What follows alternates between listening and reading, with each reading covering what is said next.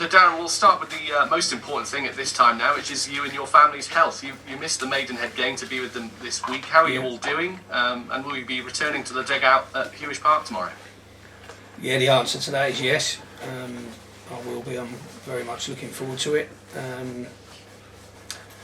My family, they're well, thank you. You know, I was the one who had it bad. My wife, the cheeky sod, I think she can't smell and taste, but apart from that, she's like just using it as an excuse to not do anything in the lazy back. So, but there we go. But no, she's any harder than you as yeah, well. I know, yeah. But no, she's good, and the kids are magnificent as always, and we're just trying to plod on through really. Well, that's good to hear. Thank you. Thanks for on asking. Wednesday night, it didn't go your way, of course, and Charlie Lee went off injured as well. How is he doing, and will he be okay for tomorrow? No. Charlie was enough.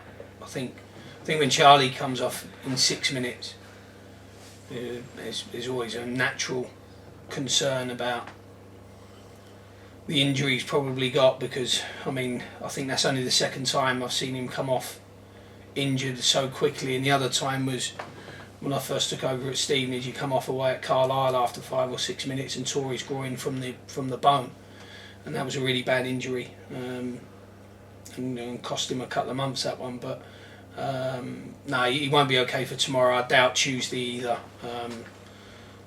Any other player, I'd say the following Saturday. Charlie, superhuman, absolutely superhuman. So I still kind of hold a bit of a candle for a week tomorrow, but at the moment he's not great. He's not great, and you can always see it with Chaz. You always know, because it normally that reflects his mood, and he knows his body. He's an experienced player, and he was quite down today. Do you have any idea on what the actual injury is? Yeah, Charlie has an ongoing problem with everything. First and foremost, he's got more scars and injuries and knocks and scar tissue than any other footballer I've worked with, but he always seems to have an unbelievable desire and determination to just keep going. This one is his ankle. Keeps rolling his ankle badly, or someone stands on it, or he lands and someone lands on top of him, and it just keeps rolling and sort of reopening up the ligament and elongating the ligament, which is, if anyone's rolled their ankle before, knows what a horrible sharp shooting pain that is. And then it goes numb, and then you slowly get that dull ache that comes after, and Chaz keeps doing that. So we miss his character. Most definitely miss his character more than anything. But I'm sure he'll patch himself up eventually. Now, as well as a game tomorrow on the horizon, we have the coming vote between National League clubs as to whether the season can continue, and if it is postponed, how the season should be resolved. You've obviously made it clear you think the season should continue. In the past, you've said that. Even if they extend the season, is that going to be possible without further grants? Well, I always try and play devil's advocate. What's the flip side? We don't play football. We can't get any commercial revenue in, any. Not for a stream or a online advertising or anything like that. But we still got to pay the players. I don't understand where people are going with this. You can't just stop paying your employees because football stops. They've still got mortgages. So the outgoings in general, on the whole, are probably still going to be really high, as if we're playing. So we might as well play. You see, I think it's bonkers. But Scott's been a big advocate of trying to keep us playing, which we're very grateful for, and his voice in the National League board. It's not as simple as you can just all go back on furlough, because the furlough scheme doesn't just apply to willy-nilly anyone anywhere. I'll go on furlough. So I think it's probably more viable financially for us to keep playing. For Yeovil, I can't speak on anyone, speak about anyone else, but if the season is to be ended, you have to null and void it. You can't do it any other way. There's no sporting integrity in a third of the games being played. You know, I think there's 88 points to be played for, or something silly like that. 90 points to be played for. So you know, you can't. There'll be no promotion and relegation. You just have to start again. But how sad would that be? Have you spoken to other clubs in the division about what they want to do? Is there a general consensus? No. I've spoken to Terry Skiven and my wife. That's the only people I've spoken to since I got out of bed. I still haven't really returned to full functioning capacity. I only talk to Terry just to appease him and make sure he's all right, and my wife, you know, for the obvious reasons. But I don't care what anyone else says. Okay, let's talk about Dover Athletic now. You've beaten them once already this season in the FA Cup, of course, albeit on penalties. So they are a tough team to come up against, aren't they? Well, the manager's tough.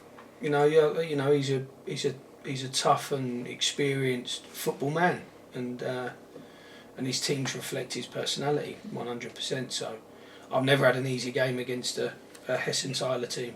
Never. Not, you know, when he was manager of Leyton Orient, they were tough games. His Gillingham teams were always tough. Never had an easy game. So no, it'll be a tough game. It'll be a very tough game, and especially off the back of Wednesday night for us, which we're disgusted by. Well, I was disgusted by. You know, we know there's going to have to be a very, very good performance tomorrow. Okay, thank you very much. Cheers, mate. My turn, I think, Gaffer. Good to see you back. Thanks, mate. You too. Yeah, it seems ages, you know, it's 3 weeks or whatever since we've spoken, really. But Yeah. During that time, you've made Max Hunt signing a permanent one now. Yes. Tell us about Max. What do you think are his great assets?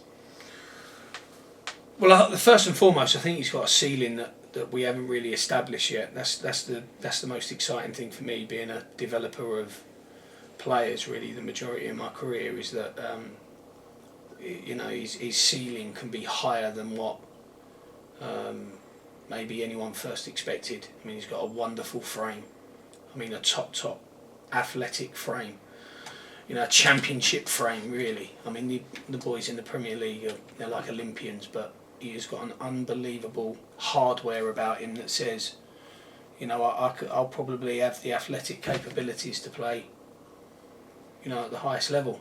And we've seen players, obviously, at Yeovil like that over the years, Dan Burns and Websters and players like that, you know, some good players. So he's got those natural characteristics. And what he needs now, he needs to build his portfolio and his CV so that the whole football world knows exactly what Max Hunt is about.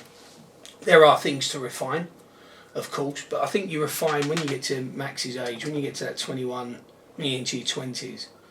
I think largely the development on the training pitch stops, and I think the development occurs now in game, in real life, at real speed, real time, and Max needs that, like a lot of young players need. But you know what I was very surprised with since we've been working with Max, he's got good technical ability, can head it, he's brilliant in the air, which is becoming such an essential part of set play life in all levels. And I think his ceiling's very, very high, and he's got wonderful potential, and this is why it's nearly a 3-year contract, because I want him to have time to realise that potential.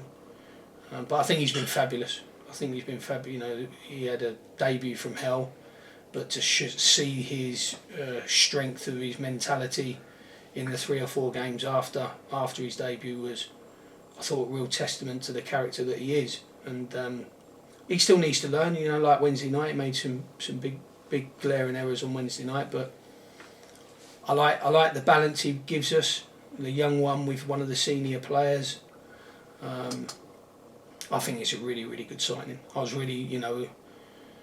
quite aggressive in trying to get that done, and like I've said before, Carlisle were wonderful to deal with. Dave Holdsworth was fantastic to deal with. So we've got a good player. I really believe that we've got a good player. I think we've got a player that will probably end up selling. That's what my gut says. Because, like I said, his natural athletic template is so good that it's going to allow him to access a level of in English football that others can't get to, because they're not given that lovely God-given frame that he's got. So he's a good one. I'm looking forward to working with him. After a good start against Maidenhead, things obviously went slightly wrong. Can you put your finger on what went wrong on Wednesday night? Tuesday night? They were rubbish, absolutely garbage, and it made it very. Listen, I hated every minute. Even if the lads would have played well, I felt useless. Sat on my settee. It's actually a very good experiment, really, because it allows me to try and understand what our supporters have gone through this year. But and we've taken quite a lot of criticism, rightly and wrongly. But I can see why they would be like that. I thought our body language was terrible. We never ever got to grips with any sort of pattern of play that we'd worked with. And look, we can say after 22 days since the previous game, it's a long time. Physically, we looked horrendous. Tactically, I thought we were shoddy. We missed good chances. I still thought we had the most chances, but missed good chances. Defensively, we were frail and feeble. But this is the new world. The new world is you're going to have 10 days off, and then you're going to have to go and play, and you're going to have 20 days off, and then you're going to have to go and play, and so on and so forth. Did it knock our momentum a bit, having such a big break? Yeah, of course it did, but we're going to have another one of those breaks. What we're going to do after the next break, have a cry and a sulk about that, and then lose that game, and then get going again. And so it didn't sit right with me, and I still haven't got a good feeling. Today was the first day I saw the players, and I still didn't have a great feeling about the performance. And I told them one-on-one, individually, and I told them as a team, and I told them it was not going to be. I'm not going to settle for it's been 22 days, all that crap. Our job's to go out and play the best game ever, run around, fight like mad. And you got to do that whether you're called upon after 20 days or 2 days. So. I mean, you haven't got much time between games. You got Saturday, and then you got one Tuesday. I think. Is that hampering your ability to get them right back to 100%? No, I don't think. Like I said, I think there's probably only a couple of examples in the squad now that that need lots of training ground development still. But I think most of them now need games. They need games to go and play, and I'd rather play games than train. I'd rather play something for 3 points. I'd rather have that horrible feeling in the pit of my stomach 10 minutes before kick-off than walking out for training. I live for the games, and I know players live for the games, and our players live for the games, and we've done brilliantly to get ourselves going. After a shocking start, we really put the handbrake down and we were cooking. And I thought we did a lot of good work. I thought we really dug deep to try and bring our supporters back with us. With the Weymouth and the Torquay wins, I thought we was playing some good football. Was playing with good intensity again, and it was a bit of a slap in the face Wednesday. But what we've got to do is it's all about mentality. It's all about confidence. It's all about application. It's all about desire. And I've told them in no uncertain terms today. I can't have been any clearer. That I'm not going to stomach putting out a product for our supporters like I had to sit there and watch on the settee on Wednesday night, because that was painful. So I wanted to take a player off after 8 minutes. Poor old Terry was getting, and that's the thing, when you're not there, the next one in line, he gets the brunt of your emotion, doesn't he? Of your feeling. And poor old Sarll, I absolutely battered his eardrums Wednesday night every 2 minutes, but I wanted to throttle the lot of them. Oh dear. How did Terry cope with that then? All right.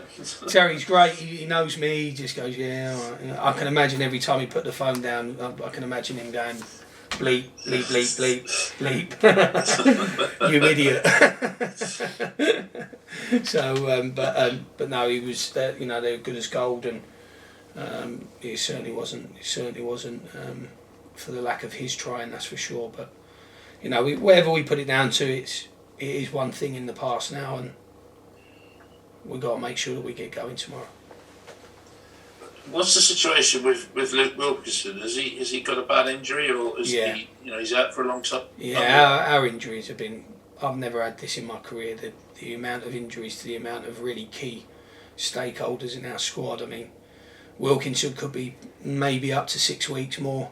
I'd say up to probably more like 3 to 5, but could be up to 6 weeks. Huge miss for his last 2 games we played without him, conceding 10 goals.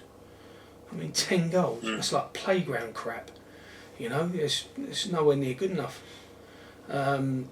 Charlie Lee, Josh Staunton, Lawson Diath has taken a very bad knock on the training pitch in a tackle. Emmanuel Sanupe, Carl Dickinson suspended now, has got a problem with his knee. We've had real misfortune in terms of injuries, the amount and the timing of them. You look here, we've always had a real kind of badly depleted department at a time. Now we're creeping into midfield, we're running out of midfield players, but we've had obviously huge problems this year in trying to name a settled back four. And I still think we're going to probably need to bring one more central defender in, because otherwise we're 4 players are just carrying the whole load Saturday, Tuesday. From here on it's just going to be too much. It's going to be, they're either young and they've never been through that sort of that real graft in their career. Like Alex Bradley's going through Saturday, Tuesday for the first time. Max Hunt's the same, he's going through that for the first time. Lee Collins is obviously, a senior player, and because of that he keeps getting forced and rushed back in without enough preparation time, and what happens then? They break down again. So it's it's a real dilemma, and you get seasons like this where injuries hit, and we're just trying to make sure we get out as good a side as we can, and we put together as good a performance as we can, as we should do. But it's been the injury situation's been a disaster this year. Disaster. Well, good luck for Saturday, Darren, and hopefully we get a good result. And it's good to see you back in the saddle again. Thanks, mate. Top man.